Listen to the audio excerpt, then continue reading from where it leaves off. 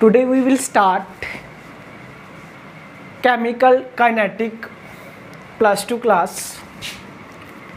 Chapter का नाम है chemical kinetics. Most interesting simple chapter है chemical kinetics.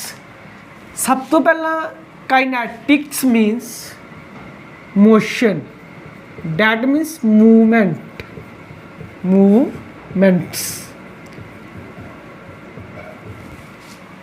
The branch of chemistry which deals study of rates of reactions, it is called chemical kinetic branch of chemistry. Chemistry deals with study of rate of reactions, it is called chemical kinetics. कहता कि ਜਿਹਦੇ ਵਿੱਚ ਆਪਾਂ rate of reactions ਦੀ study ਕਰਦੇ ਹਾਂ ਉਹਨੂੰ ਆਪਾਂ ਕੀ ਕਹਿੰਦੇ ਆ, chemical kinetic. So we will start what rate of reaction.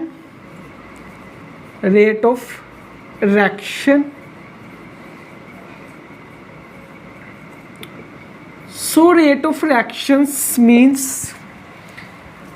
the ratio of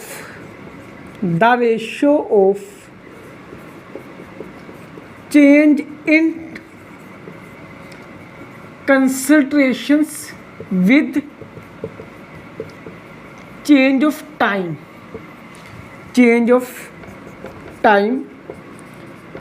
It is called rate of reaction. कहता कि rate of reactions मतलब ROR, this is rate of reactions, equal to change in concentrations upon change in time. Concentrations reactant की भी हो सकती है, product की भी हो सकती है. कहता कि कंसनट्रेशनस चेंज होनी विद रिस्पैक्ट टू टाइम उन्होंने आपां की कहते हैं, rate of reactions. So for example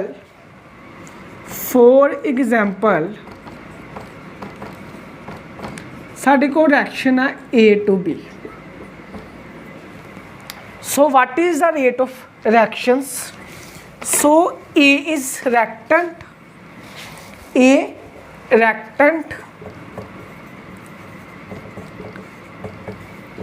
B की है product. So rate of reactions की होएगी. सो आपां हमेशा याद रखांगे कि जदों रिएक्टेंट टू प्रोडक्ट होएगा, रेट ऑफ रिएक्शन रिएक्टेंट दी रेट ऑफ रिएक्शन रिएक्टेंट दी की आएगी -dR/dt.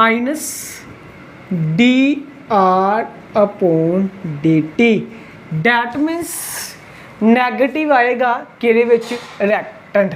That means but rate हमेशा स्पीड काहदे विच हुंदी है, पॉजिटिव विच. नैगेटिव क्यों आया असी अगे समझांगे. सो जे मैं गल करा रेट ऑफ रिएक्शन प्रोडक्ट दी, रेट ऑफ रिएक्शन जे मैं गल करा प्रोडक्ट दी, डैट मीन्स की होएगा dP/dt हमेशा प्लस च. जे रिएक्टेंट की गल करा वो किरचे आएगा माइनस से, प्रोडक्ट की गल करा वो किरचे आएगा प्लस से. सो की हुंदा साडा रिएक्टेंट डिक्रीज हुंदा, प्रोडक्ट की हुंदा इंक्रीज हुंदा. रिएक्टेंट कंसनट्रेशनस रिएक्टेंट की डिक्रीज हुई, प्रोडक्ट की होया इंक्रीज. अकॉर्डिंग टू ग्राफिकल समझांगे, ग्राफिकल थोड़ा जिहा समझांगे. सो ग्राफिकली की होएगा,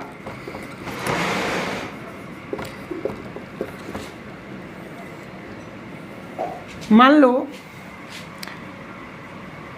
ਇਹ ਸਾਡੇ को कंसनट्रेशन है की है टाइम टी की है कंसनट्रेशनस डिक्रीज होगी जदों साडा रैक्टेंट डैट मीनस घटदा पिया इस करके की आया माइनस डैट मीनस टाइम दे नाल कंसनट्रेशनस जी रैक्टेंट दी है की होएगी डिक्रीज होएगी कि कंसनट्रेशनस रैक्टेंट दी डिक्रीज होएगी मान लो इतने टाइम कोई इनिशियल 0 है कंसनट्रेशनस की हुई डिक्रीज हुई सो प्रोडक्ट की होएगा इंक्रीज होएगा कंसनट्रेशनस ऑफ प्रोडक्ट दी की होएगी इंक्रीज होएगी सो है कि साडा graphical representations of rate of reactions that means जो रेट ऑफ रिएक्टेंट हुंदी है वो की हुंदी है डिक्रीज प्रोडक्ट दी की हुंदी है इंक्रीज हुण आपां पढ़ांगे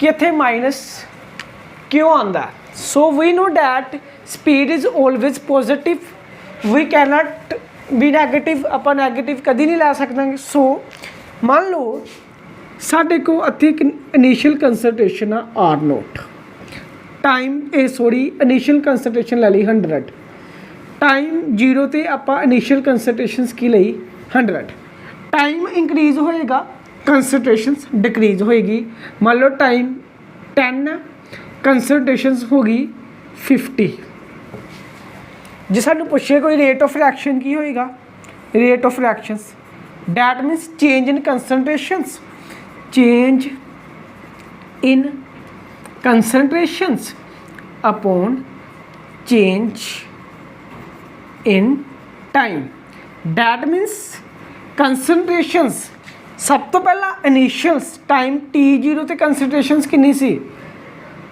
100 कट गए टाइम 10 ते कितनी होगी t10 ते कितनी होगी 50 कंसनट्रेशंस मीनस C2 minus C1 T2 minus T1 सो C2 कितनी आ गई 50 नहीं पहला कितनी सी 100 upon time 10 minus 0 that मीनस minus 50 upon 10 that is minus 5 that मीनस की आ रहा है नैगेटिव आ रहा that means rate of reactions की आ रही है नैगेटिव आ रही है सो एक नैगेटिव आपां इत्थे लवांगे तां कि जी नैगेटिव ते नैगेटिव की हो जाए पॉजिटिव क्यों क्योंकि स्पीड ऑलवेज की हुंदी है पॉजिटिव डैट मीनस ऐ साडा की सी रेट ऑफ रिएक्शंस की हुंदा सो क्लीयर आ rate of reactions means that means change in concentrations upon change in time but याद रखांगे जो नैगेटिव रिएक्टेंट है उत्थे हमेशा नैगेटिव आएगा जो प्रोडक्ट है उत्थे की आएगा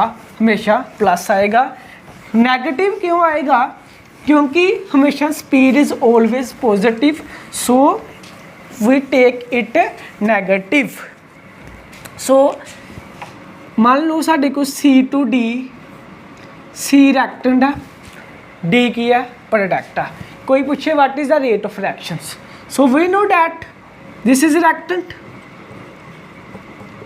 D is product that means rate of reaction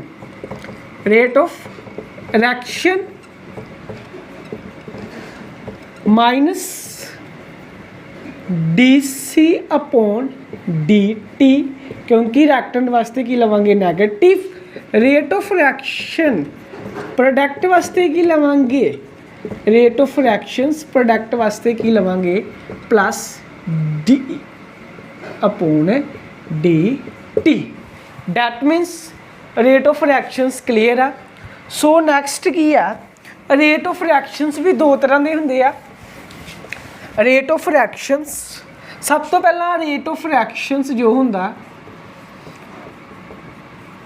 rate of reactions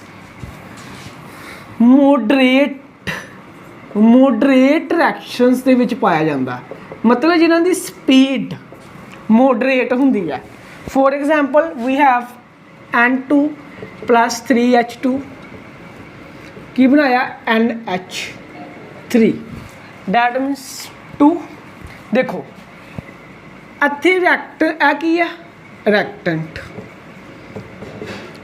है की है प्रोडक्ट है की है प्रोडक्ट ਅਤੇ ਕੀ ਹੋਇਆ ਰਿਐਕਟੈਂਟ ਦੀ ਸਪੀਡ ਡਿਕਰੀਜ਼ ਹੋਈ, प्रोडक्ट की स्पीड की हुई इंक्रीज हुई। डैट मीनस एन ते एन ए बॉन्ड एच ते एच बॉन्ड फॉर्म कि हुई bond N H H H.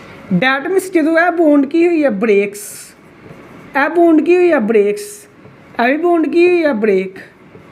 That मीनस इत्थे की हुई है नवी बॉन्ड की हुई है फॉर्म। डैट मीनस अदी जी कंसनट्रेशन है वो की होएगी इंक्रीज, रिएक्टेंट की होएगी डिक्रीज। डैट मीनस यह साडे की है rate of reactions.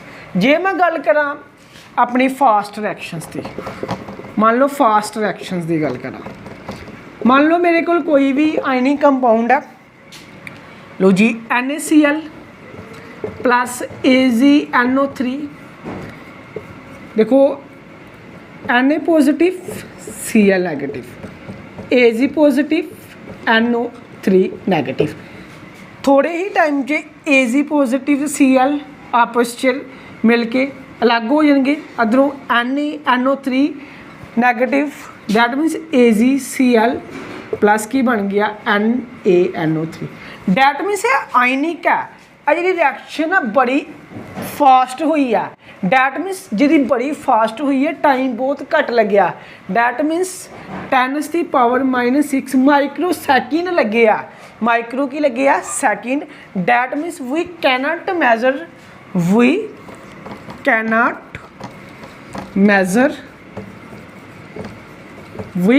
Major rate of reaction in fast reaction. That means क्यों, क्योंकि आप क्यों नहीं मैजर कर सकते, टाइम है जो बड़ी छेती हो गया, बड़ी जल्दी इंस्टेंट इन्हें की किया इंस्टेंटेनियस प्रोडक्ट बना लिया। डैट मीनस कभी भी आप फास्ट रिएक्शन की रेट ऑफ रिएक्शंस नहीं कर सकते, कि कर सकते हैं मॉडरेट रिएक्शंस की। जे अद्धा ही मैं गल करा स्लो रिएक्शंस की, मान लो साढ़े को स्लो रिएक्शंस की है, जो बड़े स्लो रिएक्शन होंगे आ, स्लो रिएक्शंस मतलब rusting of iron. So rusting of iron लोहे नूं जंगाल लगना, रस्टिंग ऑफ आयरन। देखो जो रस्टिंग ऑफ आयर है लोहे नूं जंगाल जकदम तो नहीं लगता, डैट मीनस मैनी ईयर्स लग जाती है। सो बड़े ही ज़्यादा टाइम लग जाता, सो तामी अभी आप की रेट ऑफ रिएक्शंस डिफाइंड नहीं कर सकते। याद रखांगे जो भी आप रेट ऑफ रिएक्शन कड्डांगे ना, रेट ऑफ रिएक्शन हमेशा आप केड़ा कड्डांगे मॉडरेट रिएक्शन। मॉडरेट जी स्पीड, जी मॉडरेट स्पीड होए, मॉडरेट रेट होए, रेट मीनस की होंदी है स्पीड, बट स्पीड की लेनी है ऑलवेज पॉजिटिव। याद रखांगे रिएक्टेंट वास्ते -dr/dt, प्रोडक्ट वास्ते +dp/dt। ऐसा की सी rate of reactions. So next rate of reactions भी अगे दो तरह के होंगे आ। So rate of reactions two types. सब तो पहला रेट ऑफ रिएक्शंस में एक होंदा एवरेज रिएक्शन, एवरेज रिएक्शन। एक साडा होंदा instantaneous reaction, instantaneous reaction. That मीनस average reactions. मान लो सब तो पहला जो एवरेज रिएक्शंस दे विच आप हमेशा लेंदे हैं डेल्टा। डेल्टा इंस्टंटेनियस ते लेंदे हैं आप डी। क्यों लेंदे हैं आप गल करते हैं। सब तो पहला जो अदी रेट ऑफ रिएक्शन होएगी -delta/ΔT। डेल्टा मीनस भी चेंज होंदा, सो रिएक्टेंट है कि आ गया minus. That means rate of reaction reactant की की आ गई -delta/ΔT। So rate of reaction product की की आएगी, प्रोडक्ट की plus delta dp upon delta t. So instantaneous दे विच की लैंदे आपां rate of reaction.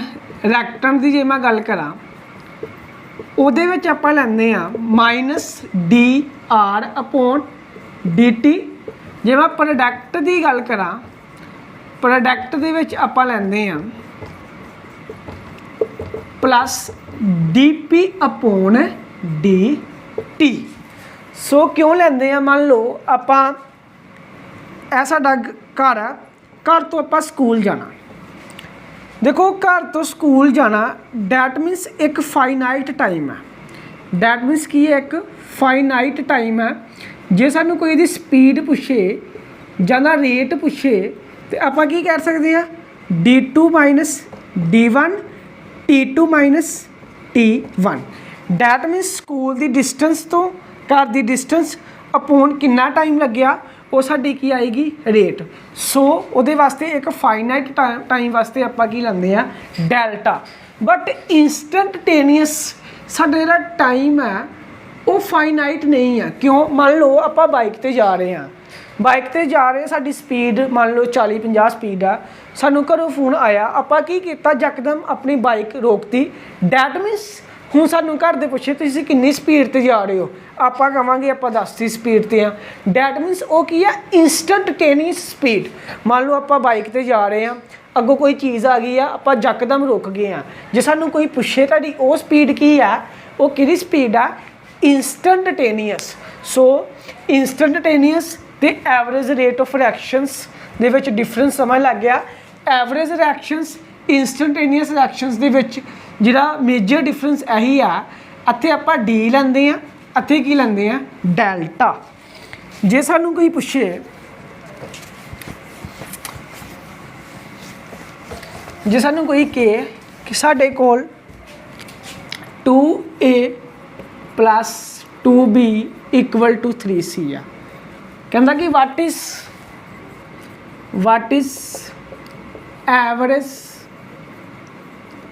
rate of reaction, average rate of reactions। सो सब तो पहला रिएक्टेंट है, रिएक्टेंट की होगी माइनस एवरेज है delta concentrations A upon delta T। 2 is stoichiometric coefficient that means क्या आएगा 1 अपॉन 2। माइनस क्यों आया क्योंकि किया reactant equal to -1/2 delta B upon delta T equal to plus आएगा +1/3 delta C upon delta T। याद रखेंगे है कि 1/2 क्यों लाया this is called stoichiometric coefficient. जे सानू कोई पूछे कोई भी रिएक्शंस देती है ਉਹਦੀ एवरेज रेट की है इंस्टैंटेनियस रेट की है। सो आप मान लो साढ़े को होर कोई एग्जाम्पल है सानू क्या 2c एक सी रिएक्टेंट तो बनता पाया 3d product. What is the average rate of reaction? So we know that -1/2 dc upon delta upon delta t equal to +1/3 delta d upon delta t। जे कोई पूछे इंस्टैंटेनियस जिथे डेल्टा उत्थे की यूज़ करांगे अपना d। सो अज दा टॉपिक सी कि रेट ऑफ रिएक्शंस की हुंदी आ। सो आप बड़े ही डीपली एक्सप्लेनेशनस नाल अपनी रेट ऑफ रिएक्शंस पढ़िया। उस तो बाद रेट ऑफ रिएक्शंस दो तरह की हुंदी आ एवरेज इंस्टैंटेनियस।